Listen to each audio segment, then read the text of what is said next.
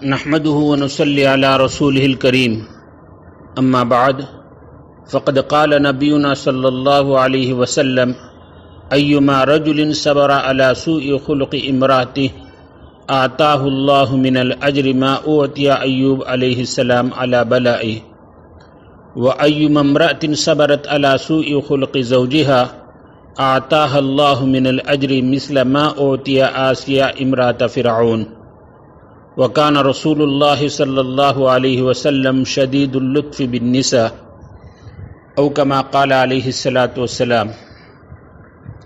میرے محترم بزرگوں، عزیز دوستوں اور بھائیوں، اس سے پہلے شوہر کے ذمے عورتوں کے کیا حقوق ہیں اور عورتوں کے ذمے شوہر سے متعلق کیا حقوق ہیں، اس سے متعلق کچھ باتیں عرض کی گئی تھی۔ آج کی اس مجلس میں مشترکہ حقوق زوجین سے متعلق انشاءاللہ کچھ ضروری باتیں عرض کی جائیں گی۔ نکاح کا رشتہ ایک دائمی اور ہمیشہ کے لیے ہے، اسی لیے شریعت مطہرہ میں متعہ، نکاح موقت، عارضی نکاح چند سال یا چند مہینے کے لیے اس نیت سے نکاح کرے تو یہ نکاح نہیں ہوگا بلکہ یہ شرعاً حرام ہے۔ نکاح کے بعد اگر مزاج میں یکسانیت نہ ہو تو آپس میں تلخیاں پیدا ہو جاتی ہیں، پھر اختلافات اور انتشار پیدا ہو کر طلاق و خلا تک نوبت پہنچ جاتی ہے۔ لہذا نکاح کا رشتہ زندگی بھر سکون و اطمینان سے گزرے، اس کے لیے زوجین میں 4 باتوں کا لحاظ کرنا ضروری ہے۔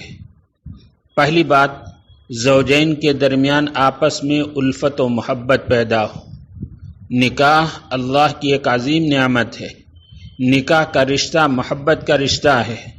زوجین میں اگر محبت پیدا ہو جائے، جس کو اللہ تبارک و تعالیٰ نے اپنی قدرت کی نشانی بتایا، وَمِنْ آيَاتِهِ أَنْ خَلَقَ لَكُم مِّنْ أَنفُسِكُمْ أَزْوَاجًا لِتَسْكُنُوا إِلَيْهَا وَجَعَلَ بَيْنَكُم مَّوَدَّةً وَرَحْمَةً۔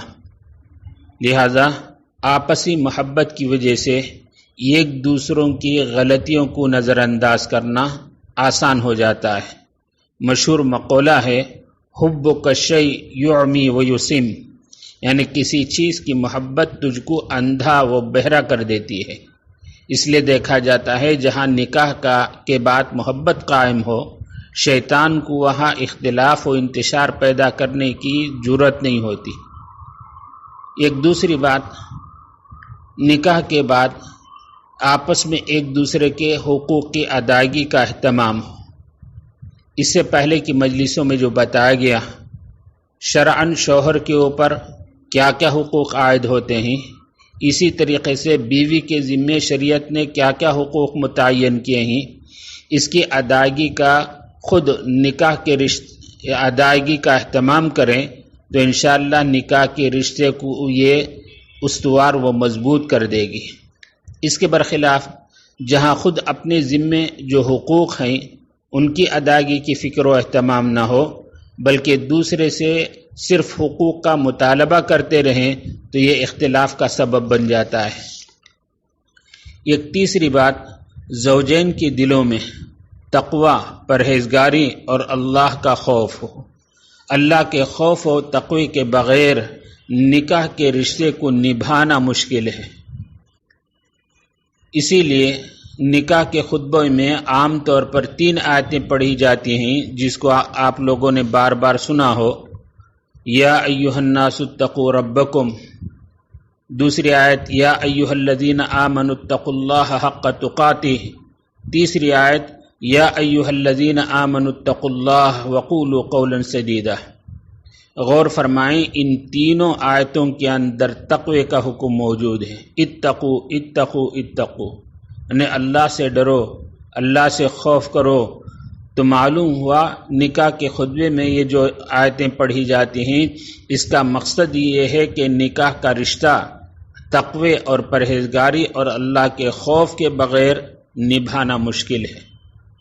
ایک چوتھی اور آخری بات، اگر کبھی زوجین میں سے کسی ایک سے بدخلقی، بدمزاجی، بے ادبی کی بات پیش آ جائے تو فوراً غصہ نہ کرے، بلکہ صبر و تحمل و بردباری سے کام لے۔ اس پر احادیث میں جو اجر و ثواب کا وعدہ ہے اسے سوچے، ایک دوسرے کے سابقہ احسانات کو سوچے تو انشاءاللہ نکاح کا یہ رشتہ پائیدار، مضبوط و مستحکم رہے گا، زندگی بھر انشاءاللہ یہ رشتہ باقی رہے گا۔ اگر زوجین میں محبت نہ ہو، ایک دوسرے کے حقوق کی ادائیگی کا اہتمام و فکر نہ ہو، دلوں میں اللہ کا خوف اور تقوی نہ ہو، صبر و تحمل کا مزاج نہ ہو، تو آپسی اختلافات پیدا ہو کر طلاق خلا تک نوبت پہنچ جاتی ہے۔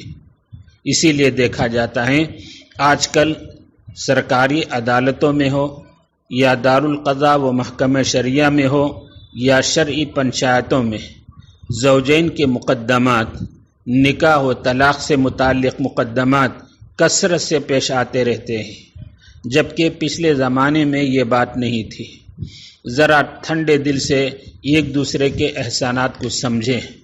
شروع میں نے جو حدیث پیش کی، اس میں حضور پاک سرکار دو عالم صلی اللہ علیہ وسلم ارشاد فرماتے ہیں ایما رجل صبر علی سوء خلق امراتی، جو کوئی شخص اپنی بیوی کے بدخلقی بدمزاجی پر صبر کرے، آتاہ اللہ من الاجر ما اوتی ایوب علیہ السلام علی بلائی، تو اللہ تبارک و تعالی اس کو حضرت ایوب علیہ السلام کو ان کی مصیبت پر جو اجر و ثواب عطا فرمایا وہ اجر و ثواب اسے عطا کریں گے۔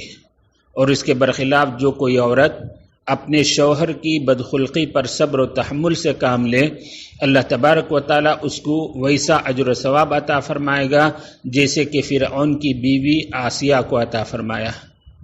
ذرا غور کریں، یہاں آپ علیہ السلام نے دونوں کو مخاطب کر کے حکم دیا، ایک طرف شوہر کو کہ اگر بیوی سے بدخلقی پیش آ جائے تو صبر کرے، صبر ہی نہیں بلکہ اس پر وعدہ فرمایا۔ حضرت ایوب علیہ السلام کو جو بلاؤں پر مصیبتوں پر صبر کیا گیا، اس کے برابر اجر و ثواب عطا کیا جائے گا۔ اللہ اکبر! ایک نبی کے اجر و ثواب کے بقدر ایک شوہر کو اجر و ثواب دیا جائے تو کتنی بڑی بات ہو۔ اس کے برخلاف اگر عورت بسا اوقات شوہر کے جانب سے کوئی بدخلقی اور بد مزاجی اور بے ادبی کا معاملہ ہو تو اس پر جو صبر و تحمل سے کام لے گی تو اللہ تبارک و تعالی اس کو فرعون کی بیوی آسیہ کو صبر کرنے پر جو اجر و ثواب عطا فرمایا اس کے بقدر صبر اس کے برابر اجر و ثواب عطا فرمائے گا۔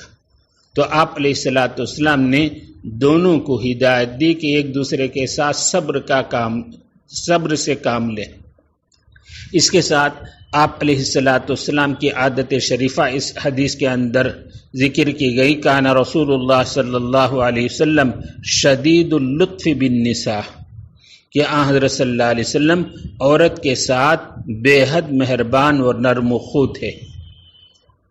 تو ایک طرف تو آپ علیہ السلام نے دونوں کو تاکید کی، ایک دوسرے کے برخلاف اگر کوئی بات پیش آ جائے تو صبر کا اہتمام کرے، صبر کا دامن ہاتھ میں لے۔ حضرت جابر رضی اللہ تعالی عنہ سے مرفوعاً نقل کیا گیا، فرمایا فاتقوا اللہ فی النساء فإنکم اخذتموہن بأمان اللہ واستحللتم فروجہن بکلمۃ اللہ وَلَكُمْ عَلَيْهِنَّ أَلَّا يُعْطِينَ فُرُشَكُمْ أَحَدًا تَكْرَهُونَهُ فَإِنْ فَعَلْنَ ذَلِكَ فَاضْرِبُوهُنَّ ضَرْبًا غَيْرَ مُبَرَّجٍ وَلَهُنَّ عَلَيْكُمْ رِزْقُهُنَّ وَكِسْوَتُهُنَّ بِالْمَعْرُوفِ۔ فرماتے ہیں عورتوں کے بارے میں اللہ سے ڈرو، تم نے ان کو اللہ کے امان سے لیا ہے اور تم نے اللہ کے کلمے کے ذریعے سے ان کو اپنے لیے حلال کیا ہے، اور ان پر تمہارا یہ حق ہے کہ وہ تمہارے بستروں پر ان کو آنے نہ دیں جن کو تم ناگوار سمجھتے ہو، بس اگر وہ ایسا کر گزریں تو تم ان کو ہلکی مار لگا سکتے ہو جیسے مسواک وغیرہ سے، اور تم پر ان کی خوراک اور ان کی پوشاک ہے جو معروف طریقے پر ہو، جس میں کوئی تنگی اور ترشی نہ ہو۔ اس حدیث کے اندر بھی آپ علیہ السلام نے شوہر اور بیوی ایک دوسرے کے حقوق کو ادائیگی کی تاکید فرمائی ہے۔ روایت ہے کہ ایک شخص حضرت عمر فاروق رضی اللہ تعالیٰ عنہ کے زمان خلافت میں اپنی بیوی کی بد اخلاقی کی شکایت کرنے آیا۔ حضرت عمر فاروق رضی اللہ تعالیٰ عنہ کے دروازے پر ان کے نکلنے کے انتظار میں کھڑا ہو گیا۔ اس نے اندر سے آواز سنی کہ حضرت عمر فاروق رضی اللہ تعالیٰ عنہ کی بیوی ان سے بے محابہ بولے جا رہی ہے، غصے سے چلا رہی ہے، ان سے کہا سنی کر رہی ہے، اور حضرت عمر فاروق رضی اللہ تعالیٰ عنہ ہیں، وقت کے امیر المؤمنین ہیں، خاموش ہیں، پلٹ کر جواب بھی نہیں دے رہے ہیں۔ تو وہ شخص لوٹ گیا۔ اس نے کہا جب خود حضرت عمر فاروق رضی اللہ تعالیٰ عنہ کا یہ حال ہے، جو باوجود کہ جلالی صفت کے ہیں، سخت مزاج ہونے کے باوجود یہ حال ہے، تو میرا کیا حال ہونا چاہیے، میری کیا حیثیت ہے؟ حضرت عمر رضی اللہ تعالیٰ عنہ اپنے گھر سے باہر آئے تو کسی کو اپنے دروازے سے پلٹ کر جاتے ہوئے دیکھا، اس کو آواز دی اور فرمایا اے شخص تمہاری کیا ضرورت ہے؟ اس نے عرض کیا اے امیر المؤمنین، میں تو آپ کی خدمت میں اپنی بیوی کی بد مزاجی کو اور مجھ سے بد زبانی اور زبان درازی کی شکایت لے کر حاضر ہوا تھا، لیکن جب میں نے آپ کی اہلیہ کو آپ سے اسی انداز سے بات کرتے ہوئے سنا تو میں لوٹ گیا، اور میں نے اپنے جی میں کہا جب امیر المؤمنین کا اپنی بیوی کے ساتھ تحمل کا، صبر کا یہ حال ہے تو میرا کیا حال ہونا چاہیے؟ پس حضرت عمر فاروق رضی اللہ تعالیٰ عنہ نے فرمایا اے میرے بھائی، میں نے ان کے حقوق کی وجہ سے ان کو برداشت کیا ہے جو اس کے مجھ پر ہیں، بلا شبہ وہ میری باورچن ہے، میرے لیے روٹی پکاتی ہے، کھانا پکاتی ہے، وہ میری دھوبن بھی ہے، میرے کپڑے دھویا کرتی ہے، میرے بچے کی دایا ہے، اس کو دودھ پلایا کرتی ہے، دیکھ بھال کرتی ہے، اور یہ تمام ذمہ داری مکمل طور پر ادا کرتے ہوئے اس پر ضروری نہیں، مکمل طور پر ادا کرنا اس کے ذمہ ضروری بھی نہیں، اور اس پر کوئی وہ معاوضہ اور اجرت کا مطالبہ بھی نہیں کرتی۔ میرا دل اس کی وجہ سے حرام سے محفوظ رہ کر مطمئن رہتا ہے، اسی بنا پر میں اس کی بات کو برداشت کر جاتا ہوں۔ وہ شخص بولا اے امیر المؤمنین، یہ حال تو میرے ساتھ میری بیوی کا بھی ہے کہ وہ بغیر مزدوری کے میرے لیے تمام خدمات انجام دے رہی ہے۔ تو حضرت عمر فاروق رضی اللہ عنہ نے فرمایا میرے بھائی اس کو برداشت کر، تھوڑے عرصے کی بات ہے، زندگی دنیا کی مختصر ہے، ہمیشہ آخرت کی زندگی ہے۔ تو حضرت عمر فاروق رضی اللہ تعالی عنہ کے صبر و تحمل کو دیکھ کر اسے سبق اور عبرت حاصل ہوئی۔ یہ ایک اور نیک بزرگ کا واقعہ کتابوں کے اندر لکھا ہے کہ ان کے ایک نیک صفت بھائی تھے جو ان سے للہ تعلق تھا، وہ ہر سال اپنے بزرگ سے ملنے کے لیے آتے تھے۔ ایک مرتبہ ان کی زیارت کے لیے جب ان کے گھر کے پاس آئے تو دروازہ کھٹکھٹایا تو بزرگ کی گھر والی اندر سے پوچھی کون ہے؟ انہوں نے کہا میں آپ کے شوہر کا دینی بھائی ہوں، ان کی زیارت و ملاقات کے واسطے حاضر ہوا ہوں۔ تو ان کی بیوی اندر سے بولنے لگی وہ لکڑیاں چننے گئے ہیں، خدا کرے واپس ہی نہ لوٹیں، اور ایسا ہو اپنے شوہر بزرگ کو برا بھلا کہنے لگی۔ تو یہ نو وارد مہمان ابھی اس دروازے پر کھڑے یہ ماجرا سن ہی رہے تھے کہ وہ بزرگ جن سے ملنے کے لیے آئے جنگل کے طرف سے آ رہے ہیں، اور یہ ماجرا دیکھ کر حیران ہو گئے۔ شیر کی پیٹھ پر لکڑیوں کا یہ گٹھڑا رکھے ہوئے ہیں اور شیر کو اپنے آگے سے ہنکائے جا رہے ہیں۔ ان بزرگ کی یہ حالت دیکھ کر وہ خوش ہوئے، انہوں نے انہیں کو خوش آمدید کہا، گھر میں داخل ہوئے، لکڑیاں بھی گھر میں ڈالیں اور شیر سے فرمایا تم پلٹ کر چلے جاؤ، اللہ تجھے برکت دے۔ پھر بزرگ نے اپنے مہمان بھائی کو گھر میں بلایا، ان کی گھر والی ابھی اسی طرح مسلسل برا بھلا کہتے جا رہی تھی اور زبان سے چلائی جا رہی تھی یہ میزبان بزرگ تھے کہ بالکل خاموش، کوئی جواب نہیں دے رہے تھے۔ میزبان بزرگ نے اپنے مہمان کو اپنے ساتھ کھانا کھلایا، پھر رخصت کیا، یہ لوٹ آئے۔ پھر چند دنوں کے بعد دوبارہ دوسرے سال وہ مہمان اپنے بزرگ مہمان کے ہاں آئے۔ اس سال یہ حالت دیکھا کہ اپنے پیٹھ پر لکڑیاں لادے ہوئے لا رہے ہیں، جنگل سے آ رہے ہیں۔ مہمان کو اس بات سے بڑا تعجب ہوا۔ گزشتہ سال تو یہ منظر دیکھ کر حیرت ہوئی تھی کہ شیر کے پیٹھ پر لکڑیوں کا بنڈا ڈال کر رکھ کر لادے ہوئے ہانگ کر لا رہے تھے، اس سال تو خود اپنے پیٹھ پر لکڑیوں کا بنڈا باندھ کر لادے ہوئے آ رہے ہیں۔ میزبان بزرگ کی اہلیہ ان دونوں کے لیے کھانا تیار کی اور دونوں کو نیک دعائیں دینے لگی۔ جب یہ ان سے جدا ہونے لگے تو بولے، اے بھائی، میں آپ سے جو سوال کرنا چاہتا تھا اس کا مجھے جواب دے دیجئے۔ بزرگ میزبان نے پوچھا کہ یہ کیا بات ہے؟ تو انہوں نے کہا، گزشتہ سال میں جب حاضر ہوا تو میں نے آپ کی اہلیہ کو بدزبان، برا بھلا کہنے والا پایا۔ میں نے دیکھا کہ آپ جنگل کے جانب سے شیر کی پیٹھ پر لکڑیاں لاد کر لا رہے ہیں اور شیر آپ کے تصرف و کنٹرول میں ہے۔ اور اس سال میں نے دیکھا آپ کی اہلیہ نرم خو، بہت ہی اچھے تہذیب و سلیقہ والی زبان استعمال کر رہی ہے۔ تو ان دونوں میں بڑا فرق میں نے دیکھا، اور اس کی کیا وجہ ہے؟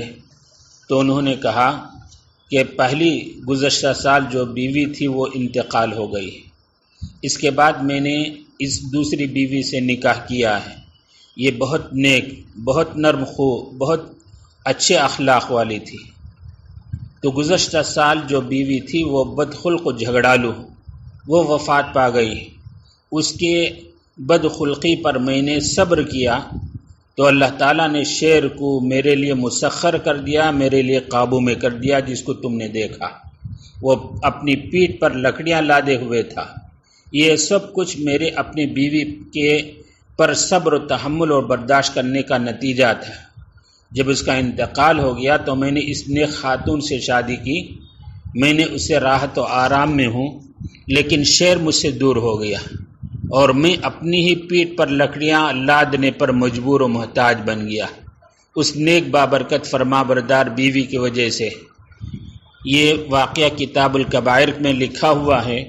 اس واقعے سے اور حضرت عمر فاروق رضی اللہ تعالیٰ عنہ کی نصیحت سے ہم اور آپ اندازہ کریں کہ بیوی کی تھوڑی سی بدخلقی، بد زبانی پر ہم اگر صبر کریں اور اس کے احسانات کو سوچیں کہ ہماری اہلیہ ہمارے لیے کتنی خدمت گزار ہوتی ہیں، ہمارے لیے کھانا پکانا، کپڑے دھونا، بچوں کی نگہداشت اور نگرانی کرنا، یہ سب اگرچہ اس کے اوپر شرعاً فریضہ تو نہیں، لیکن اخلاقی فریضہ کے طور پر وہ ادا کر رہی ہے۔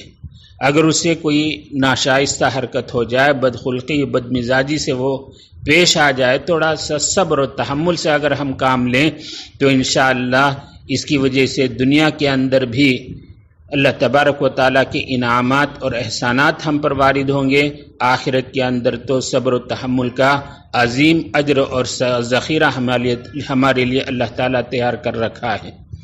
تو ان باتوں کو سوچیں، ان صفات کو اپنے اندر اپنائیں تو انشاءاللہ نکاح کا جو رشتہ استوار اور زندگی بھر کے لیے ہونا چاہیے وہ خوشگواری کے ساتھ، الفت و محبت کے ساتھ یا آخر دم تک باقی رہے گا۔